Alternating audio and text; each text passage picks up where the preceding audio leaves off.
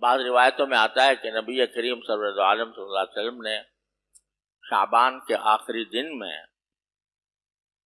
صحابہ کرام کو خطبہ دیا اور خطبے میں یہ فرمایا کہ قد اظلکم شہر عظیم شہر مبارک،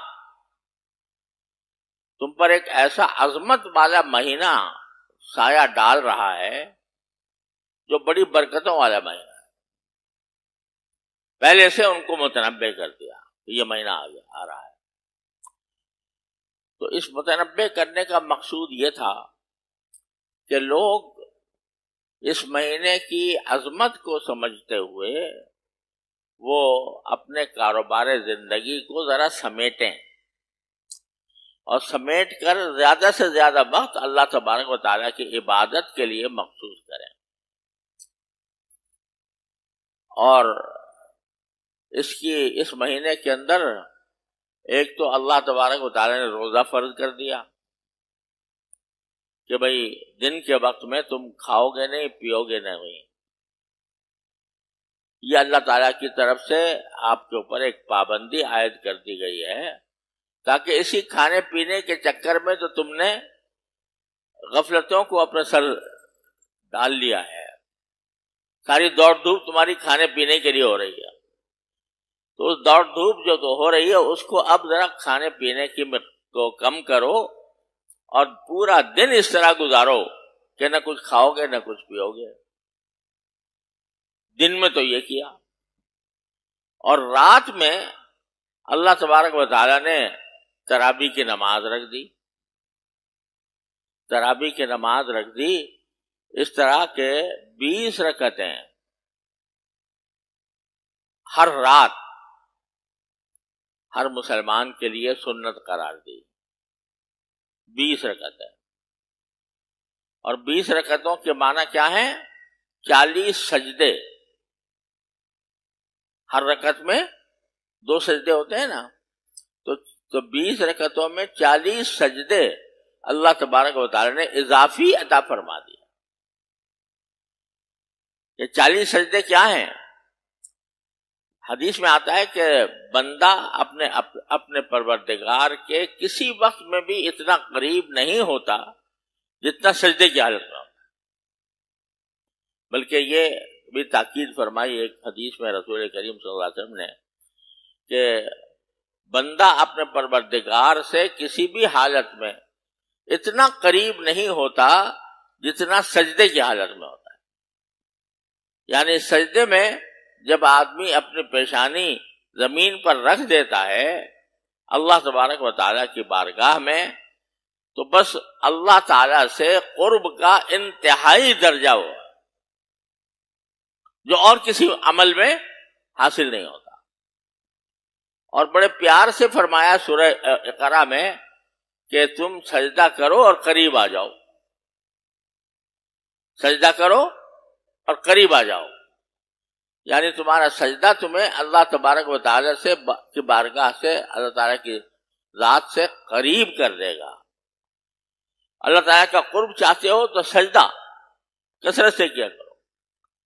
اور ایک روایت میں یہ بھی ہے کہ سجدے میں کثرت سے دعا کیا کرو،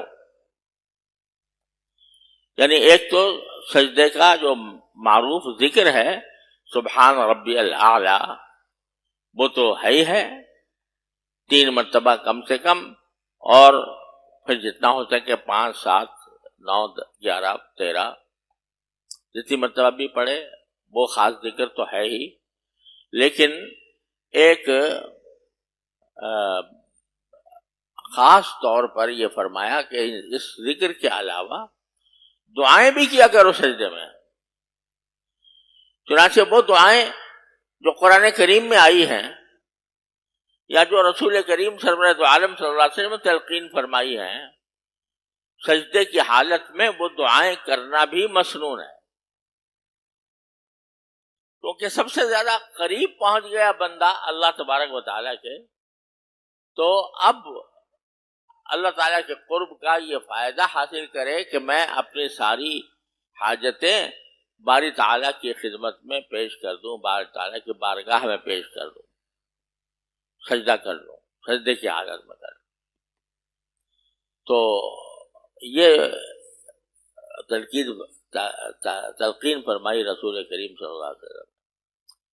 تو اب تراویح کے دوران اور رات کے وقت میں عشاء کے بعد 20 رکعتیں اور اس کے نتیجے میں 40 سجدے اللہ تعالیٰ نے مزید عطا فرما دی تاکہ تم میرے قریب آؤ. عام دنوں میں تمہیں حکم نہیں ہے، عام دنوں کے اندر 40 سجدے کرنے کا حکم نہیں ہے، لیکن اس مہینے میں چونکہ ہم نے اس مہینے کو اپنے تقرب کے ذریعہ بنایا ہے، لہذا اس میں 40 مرتبہ تم ہمارے سامنے سجدہ ریز ہو اور قرب حاصل کرو. تو 40 مقامات قرب روزانہ اللہ تبارک و تعالیٰ نے عطا فرما دی. دن میں روزہ اور رات میں یہ 40 سجدے باری تعالیٰ کی بارگاہ میں ہیں، اور اس میں دعائیں جتنی ہو سکیں. اور یہ 40 سجدے تہجد کی جو آخری نماز ہے، یعنی سحری سے پہلے پہلے، تو وہ اس کے علاوہ ہیں. وہاں تہجد کی نماز میں 8 رکعتیں آپ عام طور سے پڑھا کرتے تھے، اور کبھی اس سے کم بھی پڑھ لیا، کبھی اس سے زیادہ بھی پڑھ لیا. وہ بھی روزانہ کا معمول تھا رسول کریم سرور عالم صلی اللہ علیہ وسلم کا، اور آپ نے اس کی بھی بڑی تاکید فرمائی ہے. تو وہ 8 رکعتیں اگر فرض کر لو تو وہ 8 رکعتیں 16 سجدے. تو 40 یہ اور 16 وہ، 56 سجدے روزانہ اللہ تبارک و تعالیٰ کی بارگاہ میں. اور یہ 56 سجدے کے معنی کیا ہے؟ 56 مقامات قرب اللہ تبارک و تعالیٰ نے ہمیں عطا فرما دیا اس زمانے میں. تو اللہ تعالیٰ کے قریب جانے کا اس سے بہتر زمانہ کوئی اور نہیں. اور آسان بھی کر دیا. آسان یہ کر دیا کہ یہ فرما دیا ہم نے آج اس زمانے میں شیطانوں کو زنجیریں باندھ دی ہیں، شیطانوں کو گرفتار کر لیا ہے. یہ شیطان جو تمہیں بہکاتا، وہ اس بہکانے کے عمل کو ہم نے کر دیا کم، اور بڑے بڑے شیطان سب قید میں ہیں، اب وہ تمہیں بہکائیں گے بھی نہیں. ہاں تمہارا نفس تمہارے ساتھ بے شک لگا ہوا ہے، وہ بعض اوقات تمہیں غلط کام پر آمادہ کر سکتا ہے، لیکن پہلے 2 تھے دشمن، اب 1 رہ گیا. لہذا اگر تم صدق دل کے ساتھ اللہ تعالیٰ کی طرف متوجہ ہوگے تو شیطان تمہارے آڑے نہیں آئے گا، اور اس کے نتیجے میں تم اللہ تبارک و تعالیٰ کے مزید قریب سے قریب تر ہوتے چلے جاؤ گے. اور ایک حدیث میں آتا ہے کہ رسول کریم سرور عالم صلی اللہ علیہ وسلم نے ارشاد فرمایا کہ آخرت میں اور قبر میں جب کبھی کسی شخص کے اوپر اللہ بچائے عذاب قبر ہونا ہوتا تو اس کے ایک طرف روزہ آ کے کھڑا ہو جاتا اور یہ کہتا کہ یہ بندہ ایسا ہے کہ جس کو میں نے دن بھر کھانے پینے سے روکا تھا، اور یہ اللہ تعالیٰ کے حکم کی وجہ سے کھانے پینے سے روکا رہا تھا، لہذا میں اس کو عذاب نہیں ہونے دوں گا. اور دوسری طرف رات کو قرآن کریم کی تلاوت آ کر کھڑی ہو جاتی ہے اور وہ کہتی ہے کہ یہ اللہ کا بندہ رات کے وقت میں قرآن کریم کی تلاوت کرتا تھا اور اس وجہ سے میں اس کو عذاب نہیں ہونے دوں گی. تو یہ 2 عبادتیں تو ایسی مقرر فرما دیں کہ جو سارے مہینے انشاءاللہ چلیں گی. اور آپ نے بھی یہ دیکھا ہوگا کہ چونکہ شیطان ہو جاتا ہے گرفتار اور ایک دشمن ختم ہو جاتا ہے، صرف دل کا اپنا نفس کا دشمن باقی رہتا ہے، تو اس کی برکت سے آپ دیکھیں گے کہ نماز تراویح میں اتنے لوگ جمع ہوتے ہیں کہ جو 5 نمازوں میں بھی نہیں آتے. 5 نمازوں میں کا اتنا اہتمام نظر نہیں آتا جتنا تراویح کا لوگ اہتمام کرتے ہیں، کیونکہ شیطان تو گرفتار ہو گیا، اب صرف نفس رہ گیا تھا، تو رمضان کی تقدس کی وجہ سے لوگ جو ہیں اس کی طرف متوجہ ہو جاتے ہیں، لمبی لمبی جماعتیں ہو رہی ہوتی ہیں۔ تو یہ زمانہ اس لیے آ رہا ہے۔ خلاصہ اس کا یہ ہے کہ آدمی اپنی دنیاوی مصروفیات کو جتنا کم سے کم کر سکے وہ کم کرے، اور جو اوقات خالی ملے ہیں ان کو وہ اللہ تعالیٰ کی براہ راست عبادت میں صرف کرے۔ جتنے نفلی عبادتیں ہوں وہ اس میں، اب یہ تو ہے ہی، روزہ اور تراویح تو اپنی جگہ ہے، اس کے علاوہ اس میں آدمی کو خاص طور پر اہتمام کرنا چاہیے قرآن کریم کی تلاوت کا۔ قرآن کریم نازل بھی ہوا رمضان میں، اور نبی کریم سرورت عالم صلی اللہ علیہ وسلم کا معمول تھا کہ رمضان المبارک میں حضرت جبریل علیہ السلام کے ساتھ قرآن کریم کا دور فرمایا کرتے تھے۔ اب کیا عالم ہوتا ہوگا کہ ایک طرف جبریل امین علیہ السلام قرآن کریم کی تلاوت فرما رہے ہیں اور ایک طرف رسول کریم صلی اللہ علیہ وسلم تلاوت فرما رہے ہیں۔ تو تلاوت قرآن کو اس رمضان کے مہینے سے خصوصی ایک نسبت ہے، تو اپنے معمولات شب و روز میں قرآن کریم کی تلاوت کو اپنا مشغلہ بنائیں۔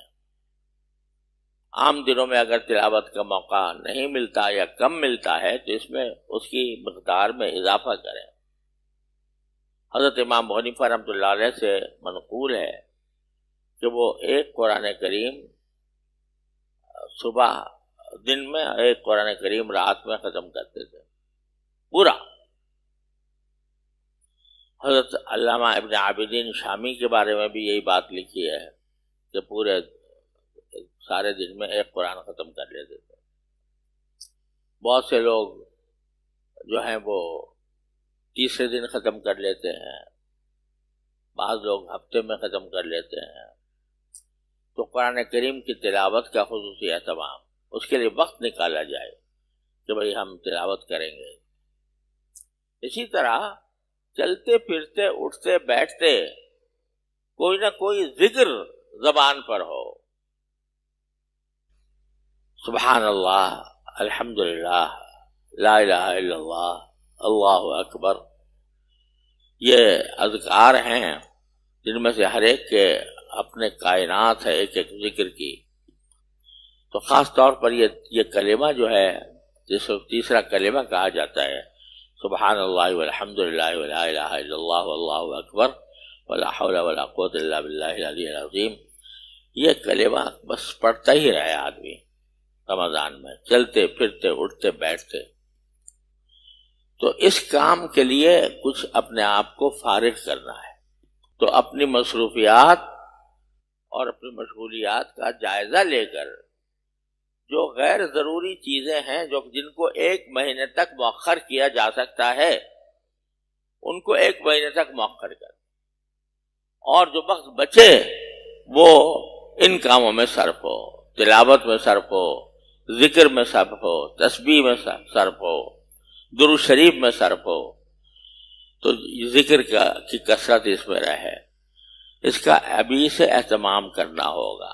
آج کا پیغام تو اتنا ہی ہے کہ بھائی اپنی مصروفیات پر نظر ڈال کر اپنے صبح شام کا جو پروگرام بنائیں وہ پروگرام ایسا بنائیں کہ جس میں عبادتوں کا خوب اچھی طرح اہتمام ہو، اور غیر ضروری مصروفیات کو ختم کریں۔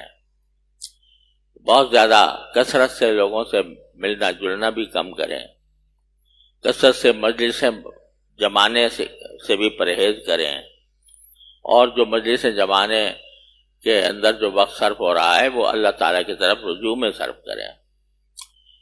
اس طرح اگر رمضان گزار لیا تو انشاءاللہ جو غفلت کے میل کچیل ہمارے دلوں پر مسلط ہو گئے ہیں وہ انشاءاللہ یہ میل کچیل دور ہوں گے، اور پھر اللہ تبارک و تعالی مہینے کے بعد انشاءاللہ اس طرح نکالیں گے کہ انشاءاللہ اس سے ہم پاک صاف ہو چکے ہوں گے.